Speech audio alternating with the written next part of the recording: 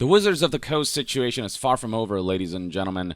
The entire tabletop and Dungeons & Dragons community has been speaking out against the company that's tried to nuke the open game license that has paved the road to a flourishing community thanks to custom-made third-party content that has kept Dungeons & Dragons and all the tabletop activity surrounding it just fresh and vibrant. And it's not just community members who have been speaking out, though. Employees within Wizards of the Coast disagree with leadership's decisions and their shenanigans, and so they've been speaking to the press. They've been leaking material that further highlights the nefarious schemes behind the scenes. And I'm going to talk about more development on that front. But before we do so, I want to remind you guys that I did make 2 videos on this already, one of them titled Wizards of the Coast Piss Off D&D Community with Awful, Restrictive, and Greedy New OGL 1.1 that focuses on the investigative report by Linda Codega. This is the article in question. This is the article, the investigative report that kickstarted all of this, exposing the planned OGL 1.1, the updated version that isn't such an open game license. And then beyond that, you've got the follow-up video, D&D Community's Revolt of New OGL Intensifies, Wizards of the Coast Respond with Duplicitous Statement that covers Wizards of the Coast Response. That looks something like this, an update on the open game license that came after the backlash intensified. Ever since Linda's report, we've been seeing campaigns like this, #OpenDND, which essentially summarizes the nefarious ways in which the OGL is being updated, how all this is going to restrict work and give Wizards of the Coast legal rights to reproduce and resell creators' content, so on and so forth. It aims to restrict anything that isn't printed media or PDF, so videos, virtual tabletop environments and campaigns, computer games, novels, apps, graphics novels, music, songs, dances, pantomimes, royalties. They wanted to implement basically any revenue you earn above $750,000, you have to give 25% to Wizards of the Coast. And Wizards of the Coast also stipulated in the new OGL that they can modify or terminate the agreement at any time, pull the rug from under the community, as they have done by trying to sneak OGL 1.1 into the D&D landscape. And Wizards of the Coast also stipulated in that OGL that they can use any content created under the new OGL however they please. They can take that content and essentially profit off of it without having to compensate the original creators, and basically they retain all rights to everything is what they said, which is why we've seen third-party publishers speak out, from Houndsong Games to White Hack RPG to Coldbolt Press to MCDM to Paizo, the creators of Pathfinder, among many others. They all basically spoke out saying, if this is the course that Wizards of the Coast wants to take, then we're going to abandon the D&D 5th edition system and OGL, and we're going to use our own open system and ensure that those systems remain open for anyone to partake in. Content creators like myself and Most Critical, Asmongold, Legal, Stephanie Sterling, and other prominent figures like Neil Gaiman, Cory Doctorow, tabletop RPG YouTubers and streamers like D&D Shorts, Ginny D, and Critical Role in a more sort of restricted way because Critical Role has contractual obligations with Wizards, so they had to put out a more vague and more low-key statement, but still in support of the community at large. All of them came out and essentially spoke out and had their own thing to say, and journalists and content creators alike would receive leaks from employees from within Wizards of the Coast. One employee leak in particular stated how higher-ups within Wizards of the Coast essentially see the community as obstacles to their money, and they specified that D&D Beyond numbers is what they're basing their decisions on. D&D Beyond being a subscription service that allows people to access apps and digital materials when it comes to Dungeons & Dragons that just makes it really convenient to play the game, which is why suddenly a campaign kickstarted called D&D Be Gone that encouraged people to unsubscribe so that they can send Wizards of the Coast a message that they'll actually listen to, because at the end of the day, these higher-ups, these executives, these corporations, the thing that they'll listen to most is their financial bottom line. And if as a community we can affect that, then they'll be forced to actually backpedal on some really crappy decisions, which is exactly what we saw happen with this update on the open game license. This was published 3 days ago by Wizards of the Coast, and they essentially apologized and said, we're listening to feedback, we're going to backpedal on a couple things, and we promise you that it was always our intention to take your feedback before making our new OGL official, which is 100% a bull-faced lie, complete bullshit. They claimed in this apology letter that the new OGL was all about fending off hateful or discriminatory products and fighting back against Web3, blockchain, and NFTs. But nobody's buying into that. This is very much a cover story to try to save face on what their larger goal was, which was to exert control over D&D community content in order to be able to further their corporate interests to the max. Without the open game license, people wouldn't be encouraged to engage with tabletop and Dungeons and Dragons and make content for this system on the level that they have. And now that Wizards of the Coast is seeing such great results from what the community has built, now they want to swoop in and take it all for themselves. It's utterly egregious. In this response letter, Wizards of the Coast backpedaled when it comes to restrictions on educational/charitable campaigns, live streams, cosplay, virtual tabletop. They said they're going to go easier on, and quote-unquote, etc.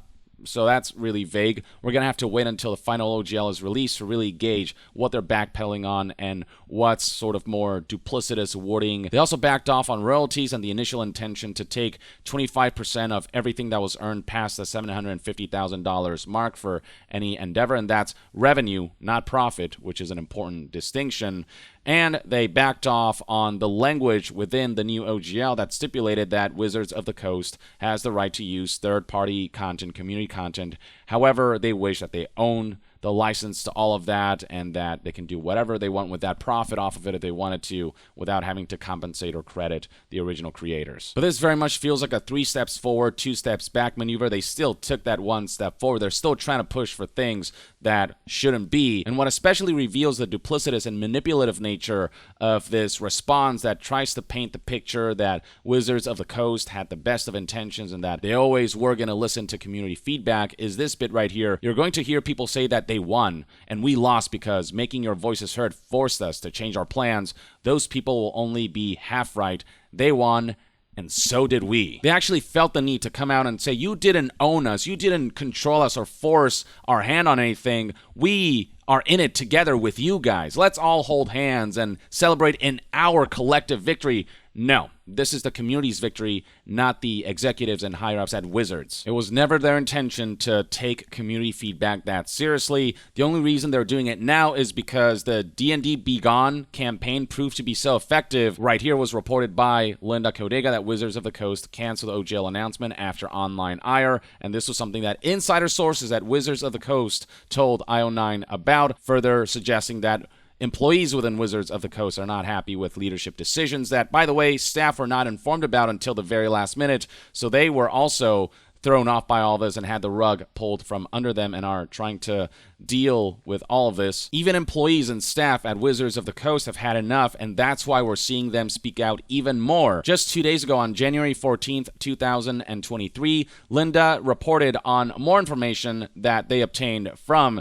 employees at Wizards of the Coast. I was able to speak to former and current Wizards of the Coast employees for this latest piece, and the situation inside the Seattle stronghold is dire. Here's a report on some of what happened in between the OGL 1.1 leak on January 5th and the apology yesterday, and they provided further summary down here below. Scrolling down, you'll find essentially the abridged version of this story. Long story short, nobody in Wizards of the Coast planned for the OGL 1.1 to be widely seen before IO9 reported on it. Linda literally gave the community enough heads up so they can protest and revolt and provide the backlash needed and the unsubscriptions from D&D Beyond needed for Wizards of the Coast to change their minds about this before they released the final version of this updated OGL that would seek to restrict the openness of the old OGL. The D&D and tabletop community definitely owe Linda a lot. Amazing job by Linda for reporting on this and getting the story out there before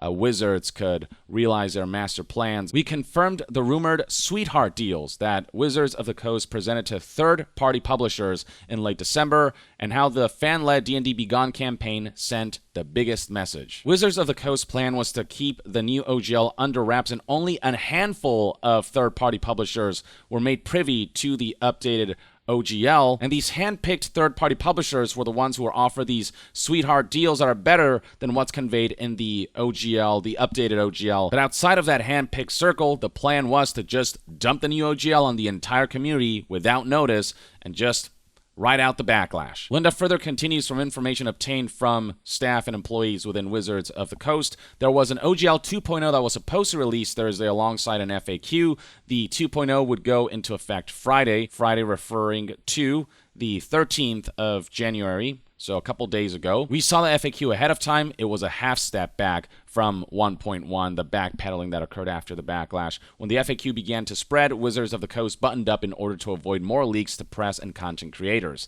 The apology update was very likely written Thursday afternoon, so January 12th, just a couple days ago, after the 12 o'clock Pacific time release of the FAQ 2.0 was canceled. I did not receive a copy of that blog or any indication it would happen ahead of time. This was a surprise response to try to take narrative control back, an attempt that failed utterly miserably. Everyone can see through the utter bullshit that reeks through this apology statement. Just pathetically desperate attempts at trying to save face. About as desperate as EA trying to frame psychologically and financially harmful loot boxes as being akin to Kinder Eggs, being quite fun and quite ethical. There are surprise mechanics. It's that level of you really think people are that stupid to buy into such obvious, blatant bullshit. Linda also makes it a point to highlight that the PR spin from Wizards of the Coast brass in their update is transparent and nobody is taking them at face value. Even optimists are waiting to see the updated OGL. In 7 days, Wizards of the Coast has destroyed the 5th edition community it enjoyed for nearly 10 years. They are on their back foot. They did not win. This was not the plan, despite what Wizards of the Coast will have you believe by saying that forcing us to change our plans, that wasn't a win for the community. It was a win for all of us included. We did not get owned or wrecked. We did not submit to anything. We did not bow down to you. No. We are part of this shared victory because now we can move forward together. Yeah, cut the crap, Wizards of the Coast. Or as Linda put it, do not let yourself charitably imagine for a single moment that this is anything other than a dozen suits whispering, we're not owned, to themselves in fancy schmancy boardrooms, trying to soothe their own shattered egos after the community show them that they're the ones in power, not the corporations. When the community comes together and decides to take power away from the corporations, that's when corporations approaching their community in bad faith really show their true pathetic colors. Linda continues, another thing to note, this isn't about money. It's clear that by dismissing royalties in the update that cash was just the cherry on top. This was and always will be about controlling the value of their IP, their image, and the cultural currency of Dungeons & Dragons. Could not have put it better myself. And then she proceeds to thank the staff members at Wizards of the Coast who risked their jobs to protest and revolt, to get this information out there, to keep the community informed, and to allow journalists like Linda to do the kind of reporting that has tangible impact. Ultimately, if it wasn't for the Wizards of the Coast staff stepping up and doing what they felt was right, because they're the ones who genuinely love the community and not the higher-ups and the executives who only care about keeping investors happy, we wouldn't be getting this report from Linda, and we wouldn't have been able to get ahead of Wizards of the Coast on this front. We wouldn't have been able to achieve what so far has been a victory for the community and for the community alone. Wizards executives, you are no part of this victory. You have lost. You tried to scheme. You tried to pull on over the community, and you failed. And even if you do succeed in pulling one over the community, guess what? The community is just going to jump ship. They're going to kickstart their own open licenses and systems, and you're going to be left with very little. What the community built for you, Wizards of the Coast, they can also take away if they collectively decide to do so. And that's kind of what's been going on. Diving into the article itself, I want to highlight some specific quotes and specific details that Linda's tweet didn't go over. It is emphasized again that this comes from multiple sources from within Wizards of the Coast. You have my and the tabletop community's deepest respects, Wizards of the Coast staff and employees who put their livelihoods on the line to do the right thing. And what IO9 sources emphasize is that Hasbro's concern, Hasbro being the parent company of Wizards of the Coast, is less about public image and more about the IP hoard the dragon sits on, which corroborates this leak that D&D Shorts shared. This is a message that this Twitter user received from an employee within Wizards of the Coast who decided to speak out. In this message, the whistleblower emphasized that their communication, the higher-ups communication, gives me the impression they see customers as obstacles between them and their money, communications that have been going on within the company that employees have been privy to. And it was because of the immediate financial consequences that happened because of that mass campaign to unsubscribe from D&D Beyond that Wizards of the Coast leadership decided to take a step back, decided to delay the release of the open gaming license. This is a result of there being a provable impact on their bottom line. This is the only language corporations speak, ladies and gentlemen, the bottom line. There have been campaigns where there's been a lot of backlash, but people kept buying the products, and the bottom line wasn't affected negatively enough for the corporation to feel like their hand was being forced. But in this case, the backlash was followed up by action from the community that did impact their financial standing. That's the only language corporations will listen to. Affect the results that they'll have to show to their true customers, the investors, and suddenly they'll realize that the cattle that they're attempting to milk are human beings who are intelligent, who will fight back when certain lines are crossed, and who do understand that they are, in fact, in power. Now, even with all of this backlash and all of this community dissent and disapproval, Wizards of the Coast management has shown zero empathy, and instead the messaging within the company has been that fans are overreacting to the leaked draft, and that in a few months, nobody will remember the uproar. That's what Wizards of the Coast management believes. And this is indeed how corporations tend to treat mass backlash from a community. They just kind of ride out the wave of backlash, just kind of hunker down, and unfortunately, more often than not, that works. But I don't know, for me at least, based on what I'm seeing and the information that I've been reporting on, this situation seems different. This feels like backlash that will have enough of an impact that Wizards cannot just kind of coast by and say it'll blow over. From there, the article highlights even more licensees and third-party publishers who have been pushing back on top of Kobold Press and MCDM, Mont Cook Games, smaller indie presses, Rowan, Rook, and Deckard, Paizo, the owners of Pathfinder, I've already talked about them, Chaosium, and Legendary Games, among many others, have expressed their desire to break away from Dungeons & Dragons as long as Wizards of the Coast continues with this attitude. And even if they decide to fully backtrack on all of this, you know, there are questions as to whether we can trust Wizards of the Coast to not try to pull something similar in the future. Should we be this heavily invested in an ecosystem that can change on a whim, given Wizards of the Coast leadership's attitude and their lack of empathy or love for their own community? The current mass mindset is, why not divorce ourselves from all of this and just create our own open gaming licenses and systems that we will make sure remain open, because there is no greed behind it, but rather it's just the love of community creation. This article also has more details about these sweetheart deals from the third-party publishers that Wizards of the Coast handpicked to get a glimpse at the new OGL under likely some kind of NDA and whatnot, so it wouldn't get disclosed to the community, because again, the intention was never to get feedback from the community at large before making the new OGL official. An anonymous source who was in the room relayed that in late 2022, Wizards of the Coast gave a presentation to a group of about 20 third-party creators that outlined the new OGL 1.1. These creators were also offered deals that would supersede the publicly available OGL 1.1. Gizmodo has received a copy of the document called a term sheet that would be used to outline specific custom contracts within the OGL. The article further details how sweetheart deals would entitle signatories to lower royalty payments, 15% instead of 25% on excess revenue over $750,000, as stated in the OGL 1.1, and a commitment from Wizards of the Coast to market these third-party products on various D&D Beyond channels and platforms, except during blackout periods around Wizards of the Coast's own releases. It was expected that third parties would sign these term sheets, with an important caveat being, according to Noah Downs, a lawyer in the tabletop RPG space, that even though the sheets included language suggesting negotiation was possible to finagle certain aspects of the deal, he got the impression that there wasn't much room for change. Again, for Wizards, it's all about as much control as possible over their own IP and over their own brand. An IP and brand that wouldn't be as big as it is without that openness to freedom of creation. For some third-party publishers, their perspective is the damage is already done, and even if the new OGL completely walks back the most egregious changes, it might still not be worth sticking around. Here is David Markiski from Unseelie Studios, who said, even if Wizards of the Coast were to entirely walk the leaked OGL 1.1 back, it leaves such a sour taste in my mouth that I don't want to work with the OGL in the future. And then one last fun detail the article notes is specifics as to just how many people unsubscribed after the hashtag DND Begone campaign began to take hold across the internet and across the tabletop and D&D community. Sources from inside Wizards of the Coast confirm that earlier this week there were 5 digits worth of complaining tickets in the system. Both moderation and internal management of the issues have been a mess, they said.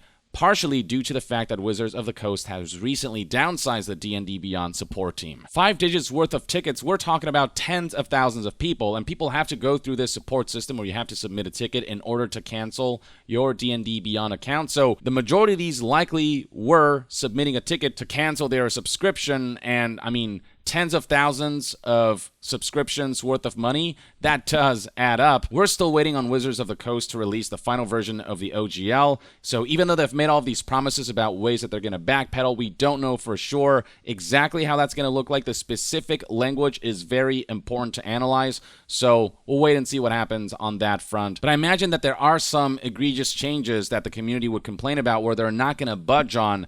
And so I imagine that the new OGL is still going to be worse than what was the ideal OGL 1.0a. I just don't suspect that Wizards of the Coast will ultimately do right by the community enough for them to be able to mitigate the damage that they've done to the community and just the mass exodus that's been occurring among third-party publishers to just partake in their own open license or to partake in their own system instead of having to worry about Wizards of the Coast trying to screw them over out of the blue and sneak stuff like a new OGL that's not so open. But only time will tell. Until then, this is the latest on this whole debacle. Let me know in the comments below what your thoughts and opinions are on everything happening surrounding Wizards of the Coast and how you think the future will play out. And to be further updated on all things gaming news, reviews, and discussions, stay tuned right here on Young Yeah. I'll see you guys next time. Young out.